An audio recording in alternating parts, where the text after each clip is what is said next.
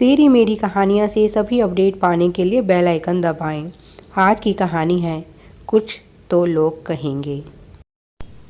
कृष्णा जी मुस्कुराते हुए अपनी पड़ोसन सुमन के पास आकर बैठ गई और बोली, कैसी हो सुमन? उसने कहा, ठीक हूँ कृष्णा जी, आप बताइए, बहुत दिनों बाद दिखाई दी, सब ठीक तो है ना? कृष्णा जी मुस्कुराई और बोली, हाँ सब ठीक है। अच्छा यह बताओ, यह शोभा जी मेरे बारे में क्या कह रही थी? यह सुनकर सुमन थोड़ा सकपका गई। उसने कृष्णा जी से पूछा, आपको कैसे पता शोभा जी आपके बारे में बात कर रही थी? कृष्णा जी ने मुस्कुराते हुए कहा, शोभा जी को मैं अच्छी तरह से जानती हूँ। जब तक वे इधर की बात उधर ना कर ले, उनका खाना हजम नहीं होता। और वैसे भी आजकल कॉलोनी में सबसे ज़्यादा चर्चे अगर किसी के हो रहे हैं तो वह हमारे ही घर के हो रहे हैं। तुम डरो नहीं, वह क्या कह रही थी सब बता दो, मैं बुरा नहीं मानूंगी।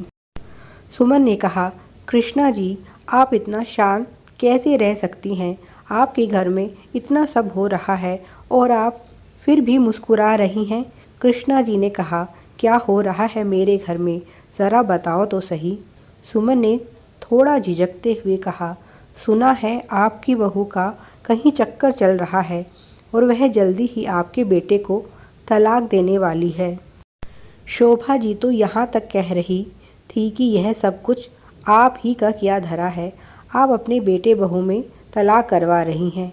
आपकी शह पर ही आपकी बहू इतनी बिगड़ गई है। सुमन ने कहा, कृष्णा जी आप तो बहुत ही सुलझे हुए विचारों की महिला हैं।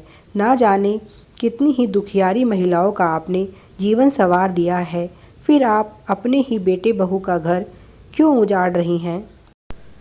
पूरी सोसाइटी में कृष्णा जी का बहुत नाम था।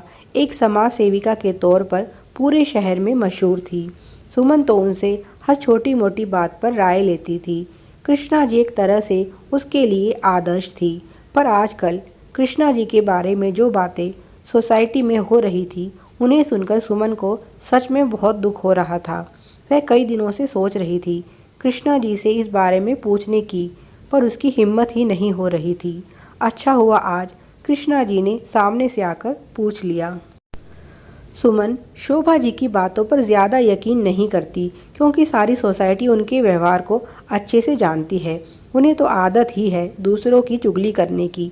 किसी भी बात को नमक मिर्च लगाकर चटखारे ले लेकर पूरी सोसाइटी में सुनाती फिरती हैं। पर अब तो यह बातें पूरी सोसाइटी में हो रही हैं, इसलिए इन पर यकीन ना करने का कोई सवाल ही नहीं उठता था। फिर कृष्णा जी की बहू का व्यवहार भी संदेहजनक था।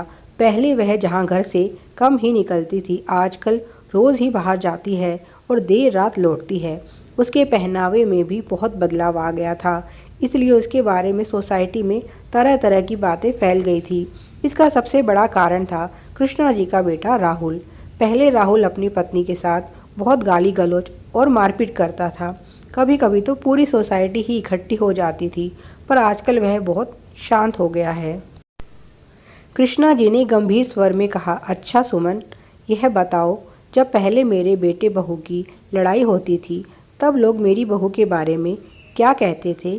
सुमन बोली, उस समय तो सभी कहते थे कि आपकी बहू बेचारी है, ऐसे जल्लाद आदमी के साथ रहने से अच्छा है उसे छोड़ क्यों नहीं देती, क्यों बिना वजह जानवरों की तरह मार खाती है। कुछ यह भी कहते थे कि आपकी बहू लालची है, पैसों के कारण ही वह सब कुछ सह रही है, क्योंकि आपके पास बहुत पैसे हैं। कृष्णा जी बोली, सुमन तुमने देखा लोगों का दोगला व्यवहार। पहले यही लोग थे जो कहते थे मेरी बहू बेचारी है और उसे अपने पति को छोड़ देना चाहिए, और आज जब वह अपने पति को छोड़ना चाहती है तो यही लोग उसे बदचलन कहने लगे। सुमन लोगों का काम तो कहना ही है, कुछ ना कुछ तो लोग कहेंगे ही। वैसे मैं तुम्हें बता दूं, मेरी बहू के बारे में यह सारी अफवाहें मैंने ही उड़ा रखी हैं। आपने? सुमन का मुंह तो खुला का खुला ही रह गया। कृष्णा जी ने रहस्य से पर्दा उठाते हुए कहा, हाँ सुमन, राहुल और सोनिया दोनों एक दूसरे से बहुत प्यार करते हैं। दोनों की लव मैरिज हुई थी। पर गलत संगति में पड़कर राहुल को नशे की लत पड़ गई और इसी से उसके वैवाहिक जीवन में भी उथल पुथल मच गई। तब मैंने मेरी बहू सोनिया से कहा कि तुम राहुल से थोड़ी दूरी बनाओ। हाँ, मैंने ही यह सब किया है। जब सीधी उंगली से घी ना निकले तो उंगली टेढ़ी कर लेने में ही भलाई है। शोभा जी को मैं अच्छी तरह से जानती हूँ। मुझे पता था मेरे इस काम में उनका बहुत उपयोग हो सकता है और देखो उन्होंने सच में मेरी बहुत सहायता की। उन्होंने यह बात पूरी सोसाइटी में फैला दी और इस तरह से मेरे बेटे को यकीन हो गया कि उसकी बीवी का कहीं चक्कर है और वह उसे छोड़ने वाली है। सोनिया और कहीं नहीं जाती, वह तो मेरे ऑफिस में जाकर ही बैठती है। मैंने ही उसे समझाया था कि तुम थोड़ा लेट आया करो और अपने रहन सहन में थोड़ा बदलाव करो। मुझे पता था जल्दी ही राहुल इन सब बातों को नोटिस करने लगेगा और वही हुआ। धीरे धीरे मैंने सोसाइटी में भी बहू के बारे में अफवाह फैला दी और इन सब बातों को सुनने के बाद तो राहुल को जैसे यकीन हो गया कि सोनिया उससे दूर जा रही है। मैं जानती हूँ वह सोनिया से बहुत प्यार करता है और वह उससे दूरी बर्दाश्त नहीं कर सकता और देखो मेरी सोच सही निकली। अब राहुल बहुत बदल गया है। अब वह ना तो शराब पीता है और ना ही सोनिया के साथ बुरा बर्ताव करता है। हालांकि उसे शराब छोड़ने में बहुत मुश्किल हो रही है, पर वह अपनी तरफ से पूरी कोशिश कर रहा है क्योंकि वह सोनिया को खोना नहीं चाहता। माँ होते हुए भला मैं अपने बच्चों का घर बर्बाद होते हुए कैसे देख सकती थी। कुछ ना कुछ कदम तो उठाना ही था। अगर राहुल में कोई सुधार नहीं होता तो मैं सोनिया को इस बंधन से मुक्ति ज़रूर दिलवा देती, पर मैं जानती थी इन दोनों का प्यार बहुत गहरा है और ज़रूर मुश्किल हालातों से भी ऊपर उठ जाएगा। और वही हुआ। सुमन कृष्णा जी का चेहरा ताकती ही रह गई। कितनी सुलझी हुई और साफ सोच की मालकिन है वह, सुमन ने सोचा। और एक मैं हूँ जो घर गृहस्थी की छोटी छोटी चीज़ों के निर्णय भी नहीं ले पाती। आज उसके मन में कृष्णा जी के प्रति इज्जत और भी ज़्यादा बढ़ गई। वह बोली, मुझे यकीन है जल्दी ही मेरे परिवार की खुशियाँ लौट आएंगी। सुमन तो कृष्णा जी का चेहरा देखती ही रह गई।